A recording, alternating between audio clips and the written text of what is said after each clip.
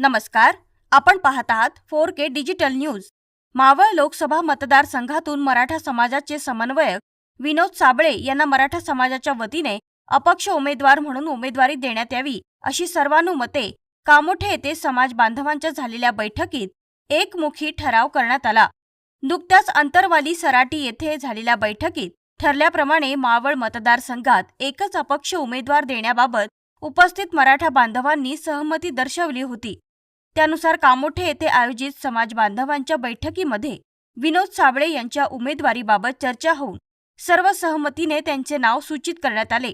पनवेल तालुक्यासह मावळ, कर्जत, उरण आणि पनवेल मतदारसंघातील बांधव सुद्धा त्यांच्या पाठीशी ठामपणे उभे राहिले असून येत्या काही दिवसातच त्यांच्या उमेदवारीचे चित्र स्पष्ट होईल। त्यामुळे मावळ लोकसभा मतदारसंघात तिरंगी अटीतटीची लढत होण्याची दाट शक्यता आता निर्माण झाली आहे। धन्यवाद।